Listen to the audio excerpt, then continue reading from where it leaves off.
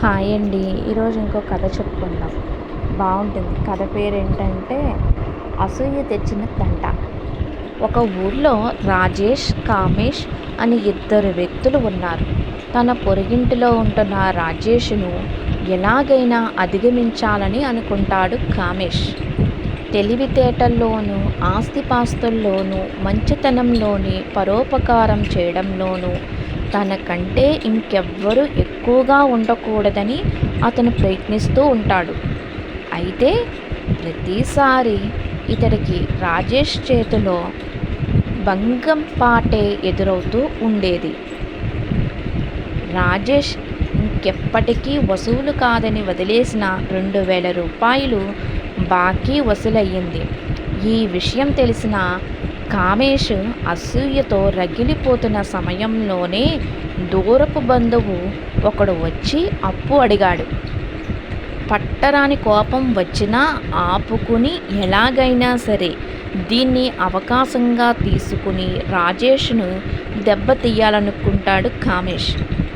సమయానికి నా దగ్గర డబ్బు లేదు, పరోపకారానికి మారుపేరైన మా పక్కింటి రాజేష్కు నీకు సాయపడవచ్చు, వెళ్దాం రా అంటూ అతను రాజేష్ ఇంటికి తీసుకువెళ్ళాడు కామేష్.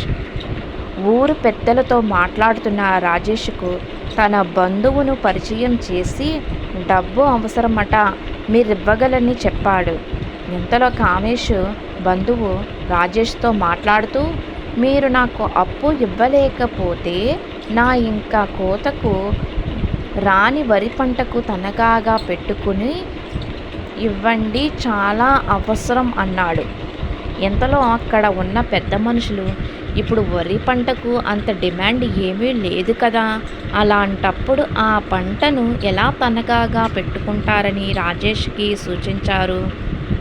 ఇంతలో రాజేష్ను ఎలాగైనా సరే ఇబ్బందుల్లో పడేయాలనుకున్నాడు కామేష్. మన రాజేష్కేంటండి, అతను ఎందులో చెయ్యి పెట్టినా లాభమే సాధిస్తాడంటూ మాట్లాడాడు. పైన తదాస్తు దేవతలు ఉంటారని కామేష్ మంచి ఉద్దేశంతో చెప్పాడు కాబట్టి అప్పు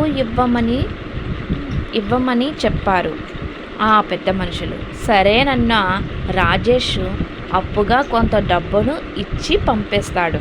తదాస్తు దేవతలు దీవెన వల చలవో లేదా తాను చేస్తున్న మంచు పనుల చలవో మెచ్చుకుంటున్న ప్రజల ఆశీర్వాదం వల్ల చలవో కానీ రాజేష్కి తనఖాగా పెట్టుకున్న వరి పంట బాగా పండింది. ఊహించిన రీతిలో వరి పంట డిమాండ్ పెరిగి అమ్మకాలు కూడా బాగా జరిగాయి. తాను అప్పుగా ఇచ్చిన డబ్బు కంటే 10 డబ్బును వరి పంట ద్వారా సంపాదిస్తాడు రాజేష్. విషయం అంతా తెలిసిన కామేష్కి ఇంకా అసూయతో రగిలిపోతూ, అరే ఎంత పని చేశాను, ఆ పంట నేనే పెట్టుకుని ఉంటే మంచి పేరుకు డబ్బుకు డబ్బు వచ్చేది ఉండేది కదా, అన్నిటినీ పోగొట్టుకున్నాను కదా అనుకున్నాడు కామేష్. ప్రతి క్షణం కుమిలిపోతూ కాలం వెళ్ళదీసాగాడు. కాబట్టి పక్క వ్యక్తి అభివృద్ధి చెందుతూ ఉంటే, రోజు రోజుకు ఎదిగిపోతూ ఉంటే అందుకు కుమిలిపోవడం, అసూయతో రగిలిపోవడం కాకుండా మనం కూడా అభివృద్ధి చెందేందుకు ప్రయత్నించాలని ఈ కథ ద్వారా అర్థమైంది కదూ మీ అందరికీ.